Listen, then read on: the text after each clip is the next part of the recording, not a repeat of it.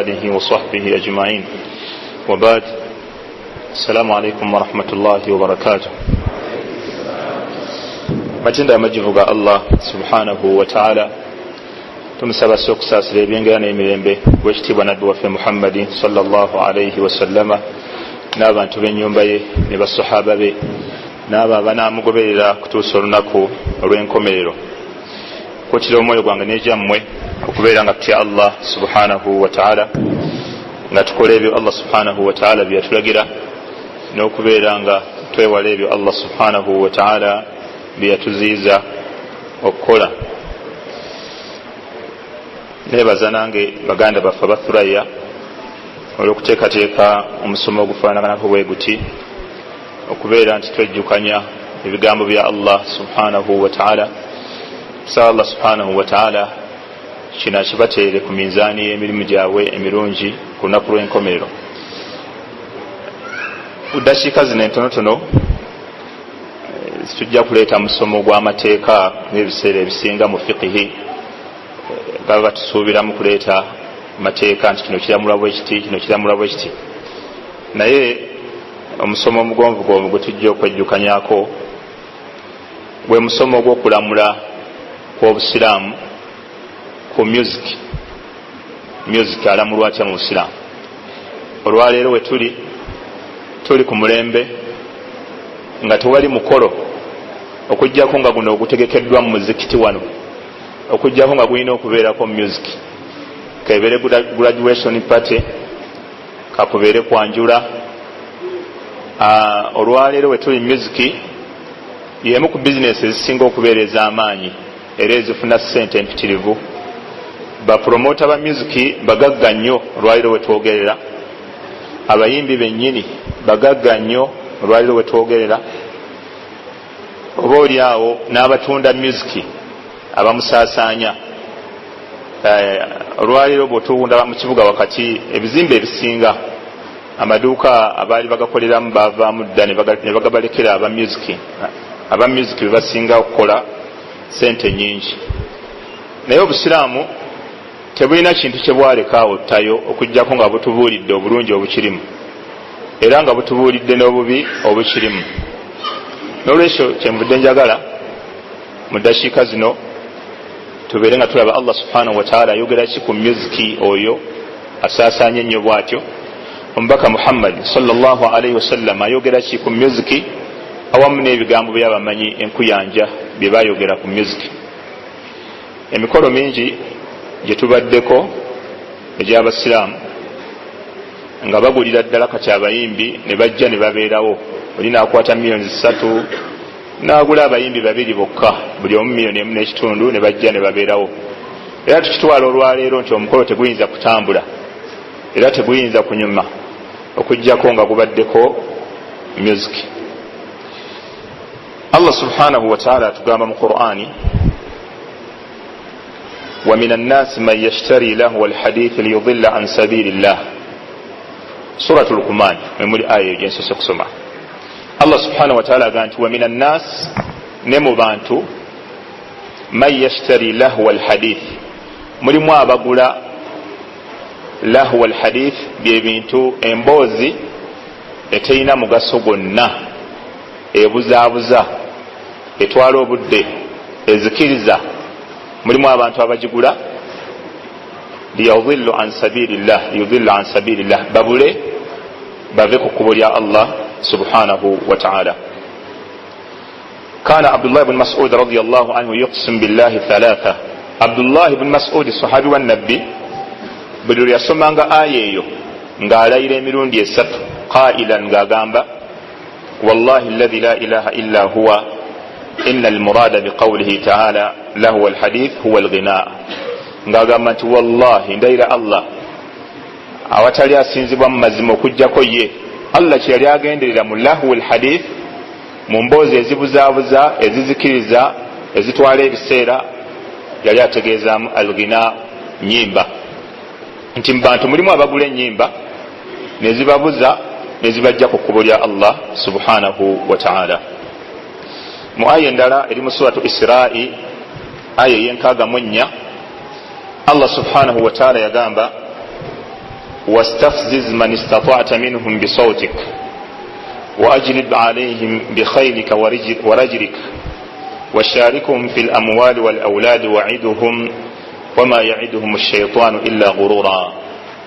الله يغامبا يغيرك الشيطان نغانتي واستفزز senda eno aya yajja oluvannyuma lwa shayitaani okuba nti yeewera nti erina byegenda okukola kuno ku nsi nga ebikola mufa abantu.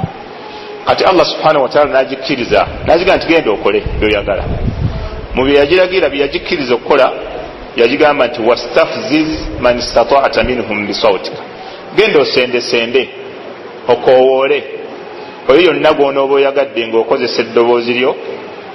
wa ajlib alayhim bikhayrika wa rajlika, si kyekyokka obeere nga abatambula ab'ebigere obasindikira ejje lyo. wakadhalika n'abantu abeebagadde, Allah yayogera ndogoyi kubanga zibaali beebagala ku biseera ebyo, n'abantu abali ku ndogoyi oba abali mu mmotoka nabo basindikira ejje lyo ng'obakoowoola n'eddoboozi lyo. washarikuhum fil amwali, si kyekyokka genda osheyalinge nabo, mugabane, okole kampani nabo mu maali zaabwe, abantu bapakase mu haramu. wal aulad, era genda weegatte n'abantu mu kuzaala ne mu baana baabwe. waiduhum, era obalaganyise. Allah agamba nti wama yaiduhum shaitaanu illa ghurura, naye shaitaani talina kyeyinza kulaganyisa muntu okujjako nga kubeera kumugayaaza ng'enkomerero yakyo agenda kuzikirira na kuyingira muliro waliyadu billah. Qala Mujahid, omu ku bavunuulizi ba tafsir, Mujahid bun Jabali al-Makki, yawangalira nnyo Makka, ono tabi'i, omu ku batabi abakulu ennyo mu Busiraamu, era y'omu ku bavunuulizi ba Qur'an abakyasinze okuweebwa ekitiibwa. Yagamba nti sawtu shaitan, eddoboozi lya shaitan ono Allah lyali agamba nti genda osende bonooba osobodde ng'okozesa eddoboozi lyo. Yagamba nti alghinau, ze nnyimba. Allah yali ategeeza nnyimba, kigenda okoola abantu bonooba osobodde ng'okozesa ennyimba. abatambula otambule nabo, abali ku bigere earphone oba headphone zijja kubabeera mu matu nga batambula nazo, abali ku bigere. wakadhalika n'abali mu mmotoka nabo bajja kutambula nga music mwali. si kyekyokka obalaganyisa empakasa y'emmaali embi, obeere nabo nga pakasize mu haramu. wakadhalika ne mu kuzaala abaana bajja kuwasanga empasa ebadde ya haramu. wakadhalika obalaganyise nenga buli kyobalaganyisa kigenda kubeera kyakaseera katono nnyo. hadithi eri mu Bukhari, omubaka Muhammadin sallallahu alaihi wasallama yayogera bwati ku nnyimba. olw'okuba ennyimba zino kyova olaba abakuraishi bo Qur'ani bwe yakka baalabanga kibalina okuteeka ku nabbi Muhammadi okumukyayisa abantu n'okukyayisa Qur'ani. bagamba nti shairun, muyimbi, oyo muyimbi, ebyo bitontome byatontoma. abantu bave ku Qur'ani nga balowooza nti nabbi ndaba naye nyimba. ekyo Allah subhanahu wa ta'ala yekenyina yasooka akijjawo aya gye muwulira mu suratu Yasin, naga nti wama allamnahu ash-shi'ra wama yanbaghi lahu, nabbi tetumuyigirizangako kuyimba era tekimugwanira kubeera ng'ayimba nabbi Muhammad sallallahu alaihi wasallam. so mbaka yagamba sallallahu alaihi wasallam mu hadisi eri mu Bukhari, naga nti la yakunanna fi ummati aqwama, la yakunanna fi ummati aqwam, wagenda kubeerayo mu kibiina kyange abantu, gurupu egenda kujja nga kibiina kinene nnyo kiri mu mulembe gwange. yastahilluna alhira, nga bakkiriza obwenzi, ng'obwenzi tebakyabuyinako buzibu bwonna. nabbi yaga nti bagenda kujja mu kibiina kyange ng'obwenzi babukkiriza tebakyabuyinako buzibu bwonna. agamba walhariru, n'engoye eza siriki, kubanga engoye eza siriki tezikkirizibwa musajja zambala. omusajja yenna nabbi yagamba ayambala engoye eza siriki kuno ku nsi tagenda zambala ku lunaku lw'enkomero. naye nabbi sallallahu alaihi wasallam yagamba nti bagenda kujja mu kibiina kyange abantu nga engoye eza siriki bazambala. era kino bw'oba okyegendereza ennyo ate mu bayimbi kisukka, engoye ze zimyamyansa ennyo, abayimbi era bebasinga ozambala. naye nabbi sallallahu alaihi wasallam yagamba nti abantu bagenda kujja mu kibiina kyange nga omwenge tebakyagulabamu buzibu, obwenzi tebakyabulabamu buzibu bwonna. walharir, n'engoye eza siriki walkhamra n'omwenge walmaazif n'ebivuga. Almaazifu kyawukana ne ghinaau. Alghinaau kitegeeza ennyimba, ng'ennyimba zino ziyimbibwa omuntu ng'akyusa amaloboozi amaseeneekerevu, ekyo bakiyita alghinaau. Ayoyota eddoboozi n'aliseeneekereza kaabe nga tataddeemu kivuga kyonna, kasita ayimba mu mbeera ey'okuba nti ayina byawaana, ayina ngeri gyagonzaamu eddoboozi, ayina gyakusikiriza okuwuliriza, ekyo bakiyita alghinaau. Ate almaazifu, kino nabbi sallama kyeyagamba, bubeera baba biyita instrumental, bibeera bivuga nga byangeri za njawulo, nga babikuba bukubi nebifulumya eddoboozi, abantu ne babeera nga batambuza kye baagala. Bwe guba mukolo gubeerako obuyimba obwo nga tebuli mu kigambo kyonna, wabula nga buyimba buseeneekerevu, ng'abantu bakkakkana ne bawuliriza, ne banyeenya engalo, ne banyeenya ebigere, nga buyimba buseeneekerevu. Era bw'ogenda mu woteeri ze tuyita ez'ebbeeyi, obuyimba obwo bubeeramu nnyo. Waliwo ne mu woteeri emu eri kumpi nnyo ne wano we tuli, juzi naliyo ku Friday, naye mu kasonda waliwo omusajja gwe baateekawo akuba ako akantu kokka, era ako akantu kakuba bagamba kamuweesa sente nnyingi. Ali awo mu nsonda akuba ako akantu, naye bw'obeera muli okawulira nga amaloboozi gaako gokka ge kalimu, eddigobe ne litambula ne liseeneekerera, n'otumya ebyokunywa nga buntu bulina engeri gye buseeneekerera, kati oba buyita maazi, obuvuga obw'engeri eyo. Kati ebyo ebivuga eby'engeri ebyo nabbi sallama yagaa nti abantu bagenda kujja mu kibiina kyange nga babikkiriza, era nga bagaa nti omukolo gwo gunaabeerawo gutya. Ye bannaffe obusiraamu kyetuganye, naye mu busiraamu ye teriyo kusanyuka.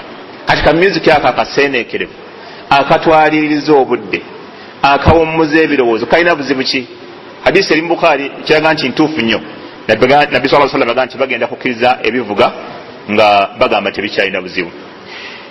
Omumanyi Sheikh Ibn Baz rahimahullahu ta'ala bwe yali ayogera ku hadisi eno yagamba nti Nabbi Muhammadin sallallahu alaihi wasallam okututegeeza ffe abasiraamu obubi bwa music yamuteeka mu hadisi emu ng'erimu ebintu bibiri ng'abasiraamu bonna ne bwaba teyasomako ku ddiini, bw'omubuuza obwa haraamu bwabyo nti biramulwa bitya, akugamba nti kiri haraamu. Byebiruwa? Ekisooka obwenzi. Ani atamanyi nti obwenzi buli haraamu? Ekyokubiri omwenge. Ani mu basiraamu atamanyi nti omwenge guli haraamu? Kati Nabbi Muhammad sallallahu alaihi wasallam ku bino ebibiri n'agoberezaako n'ennyimba. Ibn Baz n'agamba nti ekyo kiraga nti obwa haraamu bw'obwenzi n'obwa haraamu bw'omwenge bwe bumu bwe bwa haraamu bwa music, kubanga Nabbi yabiteeka mu kintu kyekimu, yabiteeka mu jjumula emu. Kitegeeza nti byenkanyankanya hukumu, okulamula kwe kumu. Okulamula kwa music kwe kulamula kw'obwenzi, kwe kulamula kwa okunywa omwenge. Hadithi endala eri mu kitabu kya Ibn Majah eva ku sahabi wa Nabbi ayitibwa Ibn Malik al-Ash'ari radiyallahu anhu qal agamba qala Rasulullah sallallahu alayhi wasallam, mbaka wa Allah yagamba la yaqrabanna unas fi ummati al-khamr, abantu bagenda kusemberera mu kibiina kyange omwenge, bagenda kusemberera nnyo eyo gye bulijja. Yusammunaha bighairi asma'iha, batuuke okugutuuma agatali mannya gaagwo, bagujje ku mannya agayinza okwesittaza omuntu, baguwa amannya amalala. Lwaleero bw'otunuulira omwenge gulina amannya ag'enjawulo agayinza okusikiriza agateesittaza. Gamba ngani? Chairman, Nairo Breweries. Otoloka chairman oba weeralikirira ddi nga baga waliwo chairman. Totya oba omanyi chairman, no problem. Chairman wali tewali buzibu. Voda ani Nairo special. Kati nawe owulira nawe Nairo special. Omanya nti Nairo special ebintu biva mu gaguli naye nga biri special gwa Nairo. Mutuufu omuntu aba mutebenkevu ng'alaba tewali butawaana. Bino Nabbi sallallahu alaihi wasallam yabyogera emyaka 1403 sasa Musa 1427 kubanga Nabbi sallallahu myaka 10 ogitoolako gye yamala e Makka e Madina mwe yayogerera ebyo kitegeeza oluvannyuma lw'okufaako wakati emyaka 1327. naam obadde oleeta linnya lya mwenge engule la ilaha illallah. kati naawe engule ogiraba mu buzibu ki? engule talina mutawaana era bagamba nti tewali mukolo gwagala kutegekebwa wano mu Buganda okujjako nga ki engule kweri. kati nabbi sallallahu alaihi wasallam yakyogera nti la yaqrabanna unasu fi ummati al-khamr, abantu bagenda kusemberera nnyo mu kibiina kyange omwenge.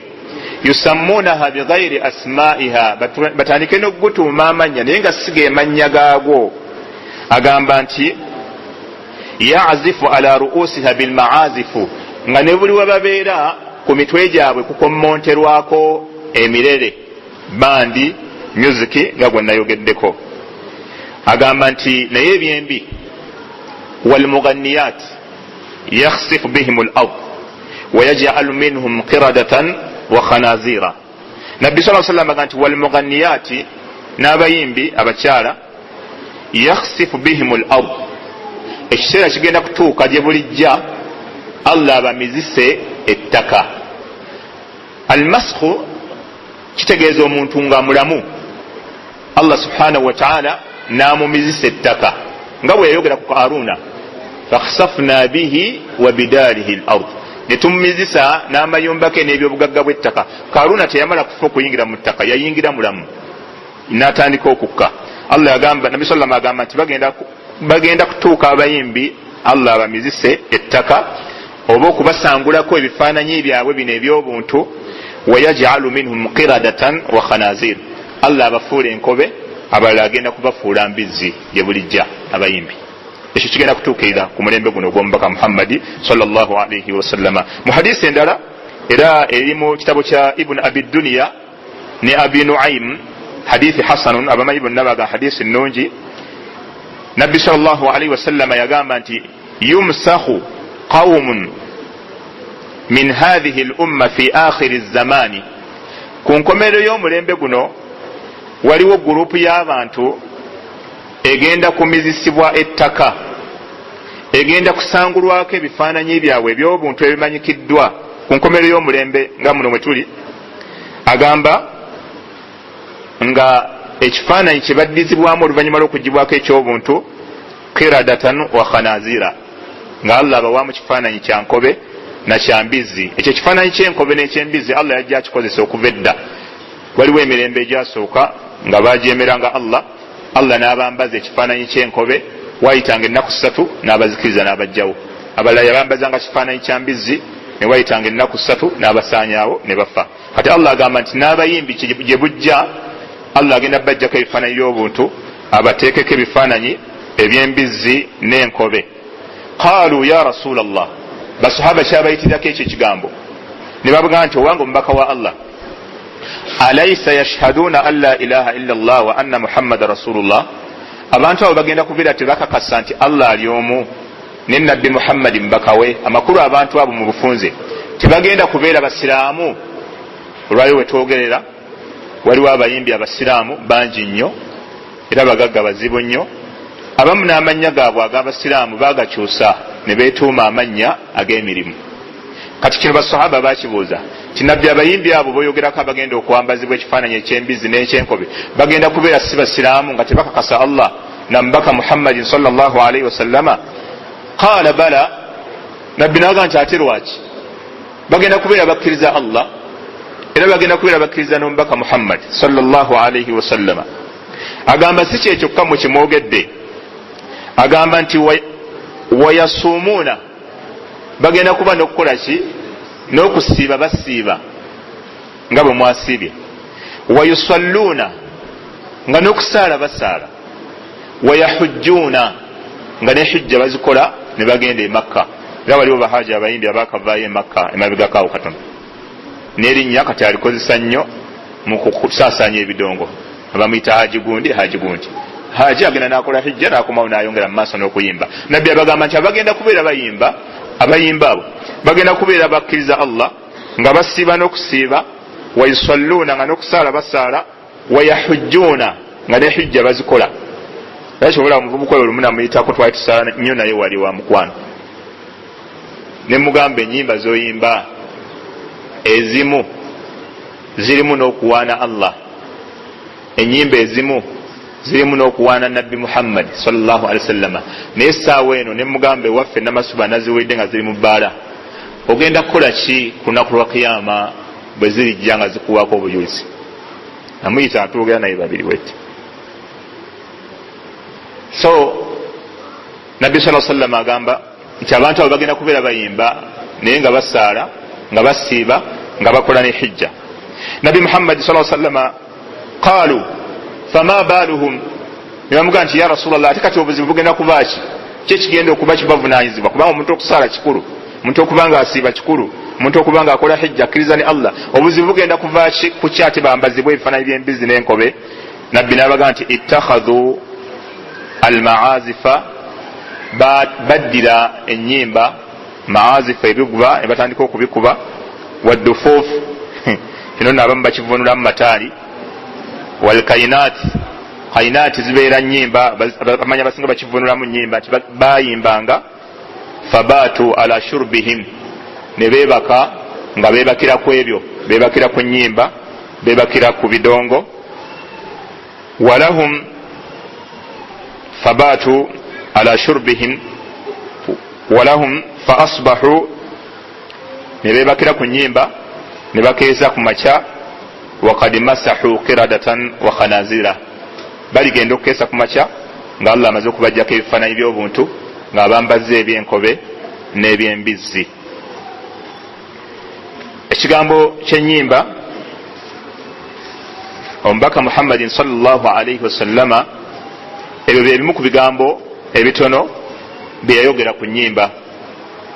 Abamanyi baffe ab'obusiraamu bo boogera ki ku nnyimba? Ngenda kubafunza mbabuulireko abatonotono bye boogera ku nnyimba. Ekisooka nga sinnakubuulira abamanyi bano, Sheikh omu agamba nti waqad nuqila al-ijmaa ala tahrim al-ma'azif akthar min 30 ulama au aliman mu'tabara. Agamba nti kyawandiikibwa okuva ku bamanyi abeesigika nga bagamba nti abamanyi bonna okuva ku basahaba beegatta ne bagamba nti ennyimba ziri haramu. Mu bakyogera ekyo mulimu Abdullah ibn Mas'ud sahabi wa nabbi, mulimu Abdullah ibn Abdul Aziz, mulimu Abdullah ibn Abdul Aziz, mulimu Al-Awza'i, mulimu Ahmad ibn Hanbal, mulimu Al-Ajuri, Ibn Taymiyyah, Ibn Qayyim al-Jawzi, Imam an-Nawawi, n'abamanyi abalala bangi nnyo. Bonna bagamba nti abamanyi bonna abatusooka beegatta ne bagamba nti ennyimba ziri haram. Kati bino byebigambo bya Sheikh al-Islam Ibn Taymiyyah. Sheikh al-Islam Ibn Taymiyyah bwe yali ayogera ku hadithi ezo zenva okwogera eziraga nti abayimbi Allah ekiseera kigenda tutuuka abajjeko ebifaananyi by'obuntu, abambaza ebifaananyi by'enkobe n'embizzi, yagamba nti waman lam yunsakhu minhum fi hayatihi munsakhu fi qabrihi. Yagamba nti omuntu yenna Allah gwalijja kuno ku nsinga mudongo, oba anyumirwa nnyo miziki oba amwagala nnyo, Allah n'atamujja ku kifaananyi kya buntu kuno ku nsi, oluliyingira mu ntaana nga Allah amujjako ekifaananyi ky'obuntu. Waliwo kissa abamanyi gye bayogera ey'omusajja omu yalina neiba we, nga neiba we ayagala nnyo music, naye nga buli lunaku amugamba music muveeko. Allah yamugaana ne nabbi nga agaanyi. Allah subhanahu wa ta'ala n'amujjulula n'afa. Bwe yatuuka mu ntaana wayita omwezi gumu n'amuloosa n'amugamba genda ogamba abaana bange bafulumye ebidongo mu nnyumba yange, bafulumye music mu maka gange. Mulowooza n'alowooza byakusaaga engeri gye baali boogeranga ku music. Ne wayita omwezi gumu n'addamu n'amuloosa n'amugamba nkwegayiridde genda ogamba abaana bange bafulumye music yenna yasigala mu nnyumba zange. N'atabifaako. Ku mulundi ogwokusatu n'amubuulira ensonga n'amugamba genda ogamba abaana bafulumye music kubanga eno gye ndi mu ntaana Allah yanzijjako ekifaananyi kyange eky'obuntu nanyambaza ekifaananyi ekirala kyesobola kubuulira. Musajja kwolwo n'atya nnyo n'agenda n'agamba abaana nti muganda wange gyali mu ntaana si walungi, mufulumye music mumujje mu nnyumba ye. Ne bamufulumyamu ne bamugjamu, n'addamu n'amuloosa. Kwolwo olunaku lwennyini n'amugamba nti Allah anziriza ekifaananyi kyange eky'obuntu, anzijjeko ekifaananyi kye mbaddemu ekibi, era ekifaananyi ekyo kye yali agenda okuzuukiriramu. So Ibn Taymiyyah kyagamba nti Nabi sallallahu kyeyagamba nti kino mwaba muyinza obutakirabako bayimbi kukyusibwa, naye oluyingira mu ntaana buli alifanga mudongo Allah ng'amuggyako ekifaananyi ekyobuntu ng'amwambaza ekifaananyi ekyennyimba, manya ekyembizi n'ekyenkobe. Qala Ibn Qayyim rahimahullah yagamba nti hadhihi alkalimat kulluha mawjuda fi alghina, ebintu bino byengenda okwogera byonna biri mu nnyimba. Yagamba ashahwa, okulinyisa obwagazi, ennyimba ziyinyisa obwagazi abantu ne benda. Walghafla, n'okugayaala, alghafla abantu bagayaala, nawuliza muziki naddamu. Wallahu, n'okutwala obudde n'abwonoona.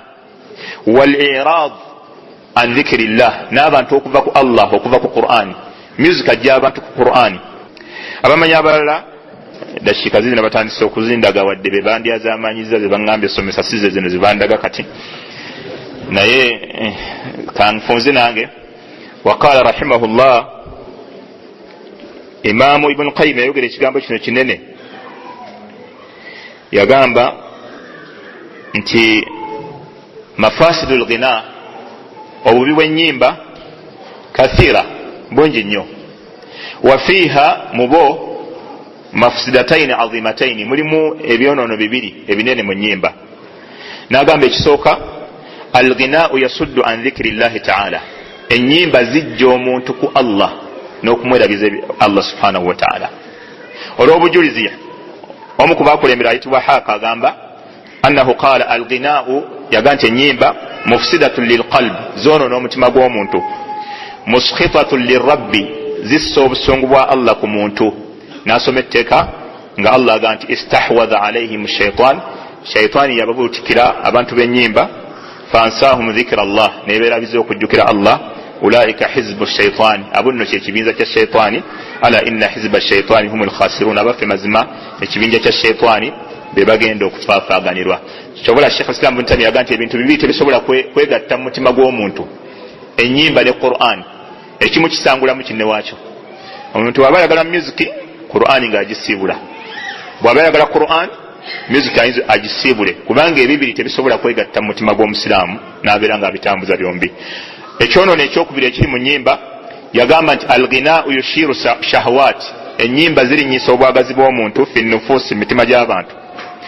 Qala Sheikh Fudayl ibn Iyad wa kana imamu al-haram fi Makkah fi ahdi tabi'in. Sheikh Iyad, Fadl ibn Iyad bwe yayogera ku nnyimba yagamba nti alghinau ruqyatu zina, ennyimba lyekkuba eritwala omuntu mu bwenzi.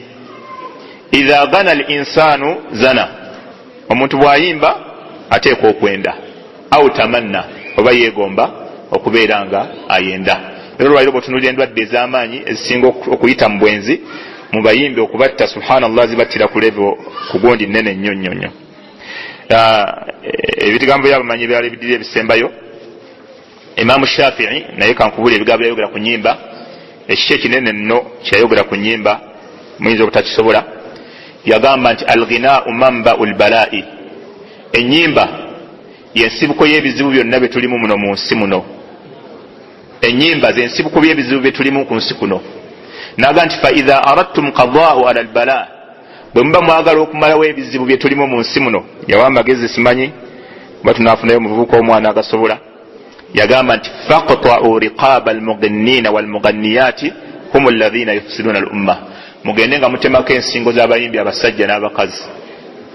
Womulimu Imaamu Shafi'i bwe yagamba, sinze gamba era sigamba, naye Imaamu Shafi'i yagamba bwe muba mwagala okujjawo ebizibu bye tulimu mu nsi muno, mugende nga mutemako buli nsingo ya muyimbi omusajja n'omukyala. Yagamba humul ladina yufsiduna al-umma, kubanga be basinze okwonoona obusiraamu. Olwaliro ebikolebwa byonna abasinga babikoppa ku bayimbi. Abakyala okweyambula n'okunama ennyo mu Uganda tekyaliwo nnyo, wabula omuyimbi gwe bayita Simanyi Shara Mwana oba Sara Mwana lwe yajja mu Uganda n'akunama n'alaga ebisambi, awo okunama mu Uganda we kwatandikira, abakyala ne batandika okunama. Kati Imaamu Shafi'i agamba nti ebizibu bye tulimu bayimbi, bwe muba mwagala bikendeereko oba tubiveemu, mugyeyo ebitala mubeere nga mubakolako omulimu ogwo. Wakala Imaamu Ahmad yagamba istima'ul aghani fisqu, okuwuliriza ennyimba fisqu, bubeera bwononefu. Omuntu bw'awuliriza ennyimba bamuyita fasiku, tebamuggyako mawulire gonna. Era bw'aba musomesa tebamusomaako kubanga aba fasiku. Era fasiku tebamuggyako bujulizi, bw'ajja nga ye mujulizi tebamutwala mu busiraamu. Fasiku bw'aba yayogera hadisi tebagitwala mu busiraamu. Imaamu agamba nti okuwuliriza ennyimba fisqu, bubeera bwononefu. Wattalazzudhu bihi kufuru, ate okuziwoomerwa ennyo kufuru bo baba bukafiri. Omuntu kasitagula music ng'amuwoomera n'atuuka n'omugula n'atuuka n'okusasula oluyimba. Olwaliro mulonki waliwo abasiraamu bagula ennyumba 3-4-5 yagamba nti bubeera bukafiri bwennyini. So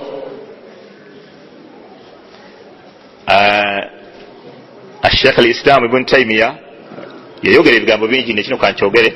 Yagamba inna mafsidatul ghina, obubi bw'ennyimba, a'zamu min mafsidatil la'ib bin nardi, bwe busingo obubi bw'ennyimba bubi nnyo, ennyimba mbi nnyo okusinga omuntu azanya zaala. Omuntu azanya zaala n'ow'ennyimba, Sheikh al-Islam Taymiyyah yagamba nti ow'ennyimba yasinga obubi. Omuntu akuba betting, akuba amatatu, azanya ebyuma, azanya emyeso egya ssente, omuntu yenna betting oba azanya luddo oba azanya amatatu aga ssente, Sheikh al-Islam Taymiyyah yagamba nti obubi bwe buli yaddeko okusinga obubi obw'ennyimba. Kati bw'oba oyagala okumanya obubi bw'ennyimba nina kukuwa bubi bwakiri Sheikh kyagamba ekiri yaddeko. Kiri ekiri yaddeko kankuwa obubi bwakyo.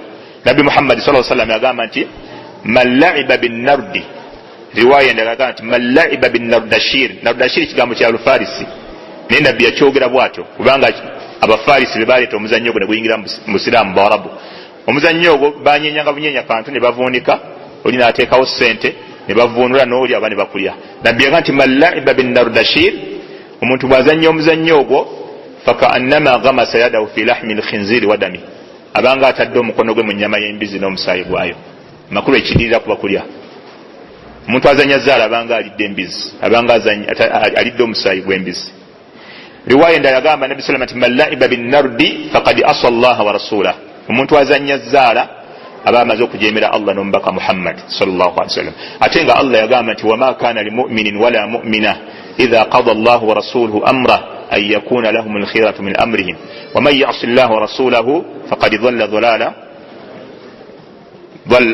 dhalala mubina wa ba'ida. Naam, ngamaliza seka yampadde akadakiika.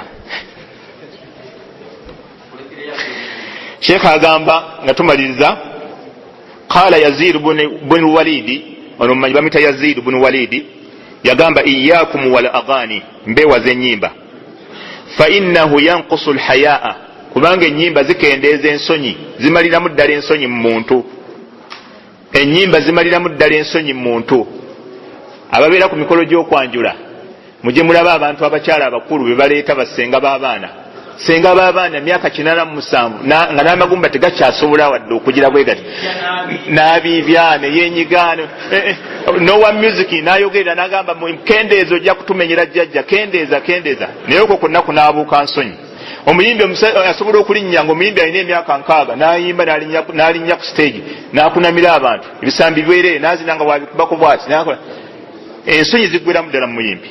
So emikolo gy'abasiraamu abamu bagifuula gya nnyimba, okuleeta abagole ne bamala ku mukolo item emu yokka ey'okuleeta bagimalako eddakiika nga 50 abala ssaawa nnamba, ne baleeta obwana obuto obutannayige na kwogera, assalaamu alaykum, ne babeera awo ne buzina obwo. Ennyimba ezaabo balina ennyimba ez'obwana obuto, balina ennyimba ez'abaana abasawo, balina obuwala obuddako awo bwambaza engoye z'abasawo, obwo nabo balina ennyimba ezaabwo, balina ennyimba ez'abakulu bamuzeeyi ng'abo bensoose okwogera, abo nabo ne bajja la ilaha illallah noga la ilaha illallah. Kyobula Sheikh Ibn Uthaymin yagamba bw'obeera ku mukolo gwonna nga guliko ennyimba, bw'oba tosobola kuziyiza nnyimba ezo genda mu maaso, oteekwa buteesi kuguvaako, oteekwa buteesi kuyimuka n'ovaawo. Abamu baga nti baseeka nga babeerawo ku nnyimba, al-ibratun bid-dalilu, ekikulu bujulizi. Sheikh Ibn Uthaymin yatuwa kaida ennungi ennyo eyinza okuyamba, yagamba nti al-haqqu ma qama alayhi ad-dalilu walaysa al-haqqu fima amilahu an-nas. Qaida nkulu nnyo bwe ugikoleddeko ekuyamba. Yagamba nti al-haqqu ekiyitibwa amazima ma qama alayhi ad-dalilu, kyekyo kiriko obujulizi nti Allah agamba kino, nabbi agamba kino. Walaysa al-haqqu fima amilahu an-nas, sa mazima si bye bantu bye bakola. Abantu bye bakola bingi naye bye si bye tujjako obusiraamu. Kyobola omuntu agira nti kato yagala ku music, naye music oyinza omujjawo ne Uganda, sinza kumujjawo. Naye ki kyenjagala, liyahlika man halaka an bayyina wa yahya man hayya an bayyina. Anaawona awone ng'obuwina amufunye, n'anaazikirira azikirire ng'abuwina amufunye. Lialla yakuna linnasi ala Allahi hujjatun ba'da ar-rusul, abantu baleme kubaako kye balyekwasa wa Allah oluvanyuma lwa message eno okubanga ebatuuseeko era manye genda tambula nabasulaya subhanallah nabali tunaba nakuvana ndowooza nga ku WhatsApp etandise okutambula eno message bagenda gitambuza ekimanyi so message buli gweneetuukako wallahi ebibye Yazidu agamba nti Sheikh ayinza okunyongeza eddakiika mbiri okusaaga nga tomanyi nsomera mbulirani naam Sheikh agamba nti music yankusul haya ajjamu ensonyi mu bantu wa yazidu shahwa music ayongera n'obwagazi abantu subhanallah level gye benderako ojja olabe buli awabeera ebidongo olabe kondomu mmeka ezirondebwawo enkeera olowooza ziba zaakoze eki so shahwa yeeyongera wayahdimu lmurua music ajjamu ensa wa innahu eraga nti music la yanubu anil khamri yasikira omwenge music bitambula n'omwenge bibiri music buli wabeera n'omwenge gubeerawo wayafaalu kullu ma yafaaluhu sakarani Sheikh agamba nti omuntu wa music akola buli ekikolebwa omutamiivu buli ekikolebwa omutamiivu n'omuntu wa music akikola buli kyomanyi nti omutamiivu akikola n'omuntu wa music abeera akikola kubanga abeera ng'omutamiivu so Nafi' Mawla ibn Umar ono tabi'i ono yasoma ku sahaba ono mukwano gwa Umar yawangala nnyo naye agamba nti kuntu asiru ma ibn Umar nali ntambula ne ibn Umar fasami asawta ra'i Abdullah ibn Umar nawulira eddoboozi ly'omusajja omulunzi yazmaru bizimarati ng'afuuwa omulere wa kuntu sagira nali mwana muto fawada ibn Umar usbu'aihi fi udhnayhi Abdullah ibn Umar naddira engalo ze bbiri n'aziteeka mu matuge wa qala atasma'u nambuza Nafi' owulira qultu na'am ne muga nkyawulira thumma sara ne tutambula ng'azireseemu fakultu atasma'u naddamu nambuza okyawulira omulunzi oli byafuuwa agamba nti fakultu na'am ne muga ye ne tutambula ng'azireseemu naddamu nambuza nti atasma'u kyawulira fakultu ne muga la agamba nti thumma oluvanyuma fa akhraja usbu'aihi min udhnayhi najjamu engalo ze matuge thumma qala nangamba kuntu ma'a an-nabiy sallallahu alayhi wasallam nalina nabbi Muhammad sallallahu alayhi wasallam fasami'a sawta ra'i nawulira eddoboozi ly'omulunzi ng'afuuwa ebintu ebyo fafa'ala kama fa'altu nakolanga nange bwenkoze Anas ibn Malik radiyallahu anhu kati okutunda music kiyamula kitya bakuno tubadde tulamula kumuwuliriza n'ebirala Anas ibn Malik agamba tombaka Muhammad sallallahu alaihi wasallam hadisi al-Bayhaqi yagamba inna Allah idha harrama shay'an harrama thamanahu Allah wabagambye nti ekintu kiri haramu ne sente ezikivaamu ziri haramu okutunda music kiri haramu tokezi wadde okumusala ku siddi wadde okumuteeka mu sistimu yo wadde okumuyambako okumutambuza mu mbeera yonna kubanga ekintu kyonna bakifuuka haramu ne sente ezikivaamu zibeera ziri haramu kino kye kigambo kyange ekisemberayo ddala sebo Sheikh obudde wadde wange mwabuyingidde naye Allah subhanahu wa ta'ala yagamba eno aya gyemmaliza nayo eri mu suratu shu'ara Allah yagamba nti washu'ara'u yattabi'uhumul ghaawun abayimbi ababagoberera be bantu ababuyabuya omuntu omubuyabuya yagoberera abayimbi al-ghaawun ye muntu ali awo abulubuuta mu Luganda abantu ababulubuuta be bagoberera abayimbi Allah nagamba nti alam tara annahum fi kulli wadin yahimuna wa annahum yaquluna ma la yaf'alun wetolaba nti abayimbi fi kulli wadi abamanyi bavunulamu nti buli fanni yonna bagiyimbako buli fanni yonna bagiyimbako wa annahum yaquluna ma la yaf'alun ate boogera ne batakola ngenda kuzimbira ennyumba ku mwezi kalina simayi bagigale boogera ebintu bye batakola abayimbi era omuvunuzi omu yagamba nti buli fanni bagiyimbako naye basinga kuwaana boononefu omwenge baguyimbako bw'oba olina yakulyaza amanya bamuyimbako bw'oba olina neibawo temukolagana bamuyimbako bw'oba ayagala kuzaala mukamuliraana amuyimbamu neiba buli kyaba ayagala yagamba nti buli fanni yonna bagiyimbako wamu n'ekyo boogera bye batakola abayimbi abo so okuyimba omuntu agoberera abayimbi wallahi kibi nnyo okubeera nti abayimbi obafuula wakadhalika ne programu ezibeera ku TV ez'enjawulo ez'abayimbi tezigwana musiraamu kuziraba wadde ebimu ziba zoogera ku byafaayo by'abayimbi tezigwana musiraamu kubeera nga nziraba kubanga enkomero yazo ewunzika etwala abantu mu muliro mbaka Muhammad sallallahu alaihi wasallam yagamba hadithi ya Abi Huraira yagamba nti yu'ta bi unasi yawm al-qiyamah bagenda kuleeta abantu kunaku lw'enkomerero maahu min alhasanati mithlu aljibali tiham nga balina ebirungi byabwe byenkanankana ensozi obugulumivu abantu nga bakola emirimu mirungi bagenda kubaleeta kunaku lw'enkomero ng'ebirungi bye biringa olusozi obugulumivu. Nabbi agamba nti fayajaluha llahu habaan manthura, Allah abifuula enfuufu efuumuuka amakulu bireme kumugasa. Basahaba ne batya ne bagamba nti lwaki nabbi? N'abagamba nti kanu idha urida lahum shay'un min alharam ittakhadhuhu fa ahbata llahu amalahum. Olw'ensonga egenda kubeera emu, bababuuliranga ebintu nti ekyo kiri haramu, naye bwe baddangayo ate bo ne bakikola, Allah n'asazaamu emirimu gyabwe gyonna. Allah asobola okusazaamu emirimu gy'omuntu olw'oluvannyuma lw'okutegeera nti music yali haramu n'amulemerako. Kyobola obusiraamu tebukkiriza kusoma MDD, bwemuyita MDD, musiru ddala ddala. Manya MDD kitegeeza ki? Music dance and drama, music dance and drama tekikkirizibwa mu busiraamu kusoma ekyo. Music tekikkirizibwa kumusoma. Wallahu ta'ala a'lam wa sallallahu wa sallama wa baraka ala abdihi wa rasuli Muhammad.